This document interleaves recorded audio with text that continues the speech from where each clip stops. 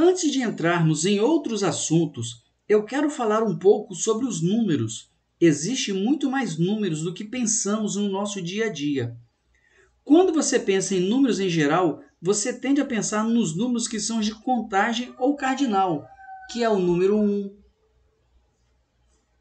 o número 2, o 3, o 4, o 5, o 6, o 7, infinitamente. Estamos acostumados a ver esses números o tempo todo na nossa vida e às vezes também pensamos no número zero. Lógico que o zero também é um número.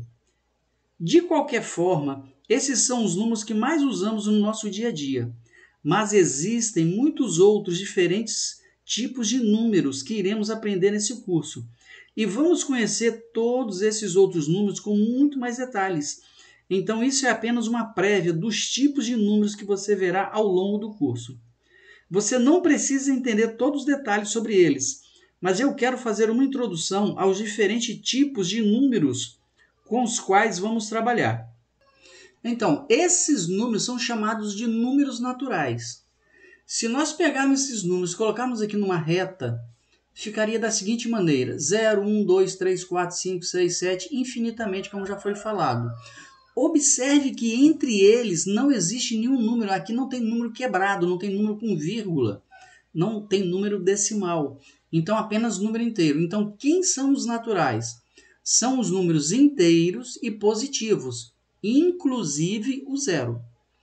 Os números naturais também recebem o número de contagem ou cardinais. Contagem porque quando nós somos pequenos, nós aprendemos a contar, né? Começando em 1, 2, 3, que vai até 10. É a primeira contagem que a gente faz quando a gente é criança. Se nós pegarmos os números naturais, acrescentarmos os negativos, o menos 1, o menos 2, o menos 3, o menos 4, o menos 5, infinitamente, né, negativo, nós vamos ter um novo conjunto, que é o conjunto dos inteiros.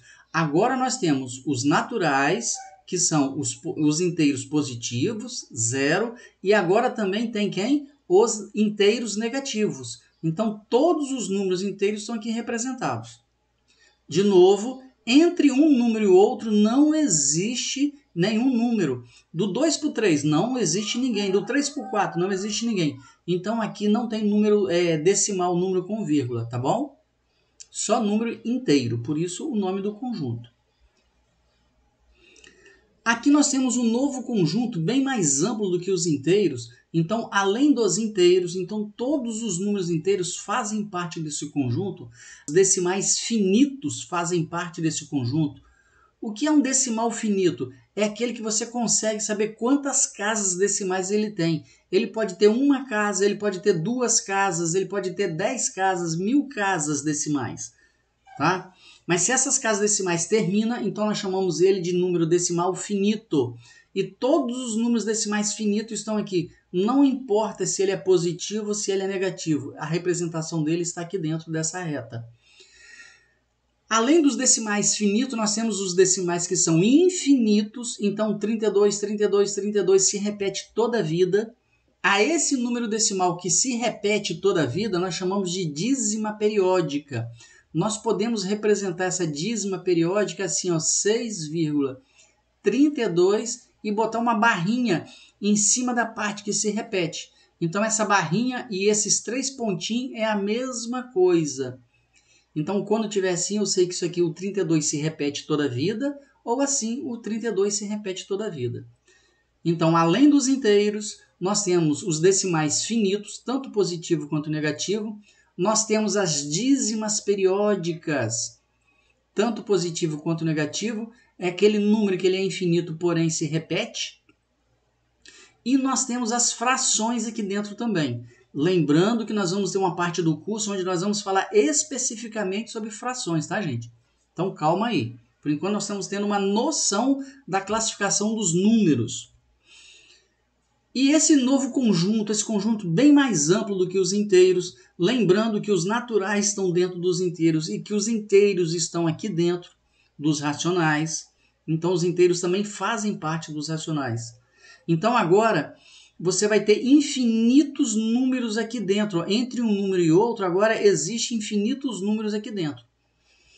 Mas nem todos os números estão aqui, senão esse aqui seria o conjunto mais completo. Tá? Vamos ver um outro conjunto agora.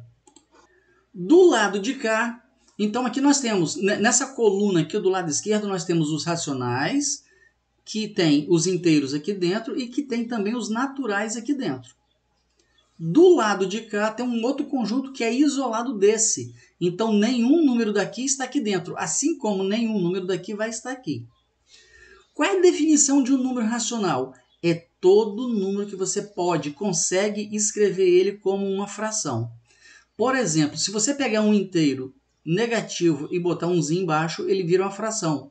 Ou se você pegar um número positivo e botar um zinho embaixo, vira fração. Esses decimais finitos nós conseguimos transformar ele em fração.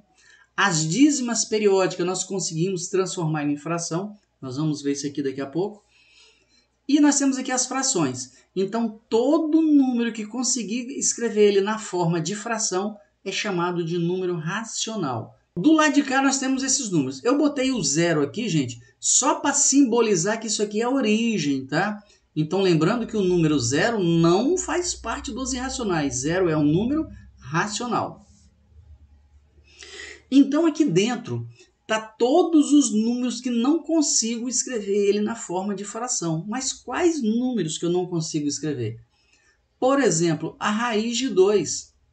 Raiz de 2 é 1,4142 infinitamente. Então, ele é um número infinito, porém não se repete. Se ele se repetir, é uma dízima periódica, que é um número racional. Todas as raízes que não têm resultado exato, resultado inteiro. Então, raiz de 3, raiz de 5, raiz de 6, raiz de 7, raiz de 8, 9 não, porque tem inteiro, é daqui, né? Raiz de 10, raiz de 11, vai embora. Então, todas as raízes que não têm um resultado inteiro, por exemplo, só para você entender, raiz de 4, nós sabemos que é 2. Então, 2 é um número exato, é um número inteiro. Então, raiz de 4 é um número racional. As raízes que tem quebradinho, né, que não deu um resultado exato, nós falamos que esse número ele é racional, porque ele vai ser infinito e não periódico, ele não se repete. Tem outros.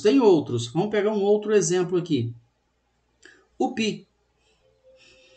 Π, ele vale aproximadamente 3,1415 e vai embora, infinitamente.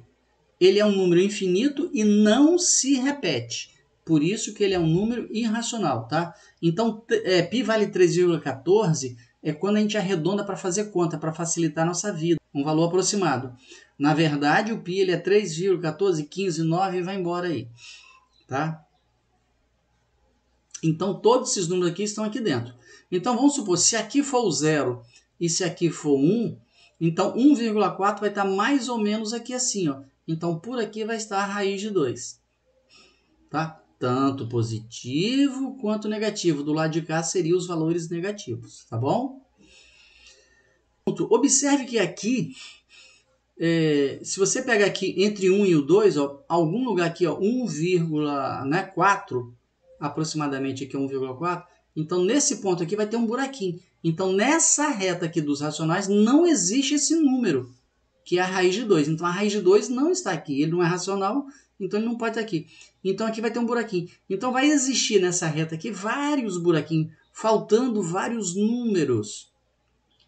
E para preencher isso aqui nós vamos juntar. Então quando eu juntar todos os números racionais com todos os números irracionais, então nós vamos tampar esses buraquinhos aqui, não vai ficar faltando mais nenhum número.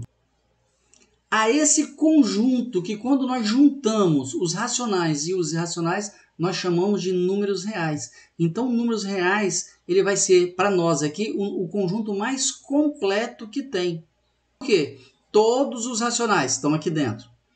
Todos os irracionais estão aqui dentro. Então, aqui tem uns furinhos, ó. Tá faltando número, tá faltando número. Aqui não. Qualquer número que você pensar, ele vai estar aqui dentro. Tanto os negativos quanto os positivos estão aqui dentro. Tá bom? Pessoal, me acompanhe aí na próxima aula.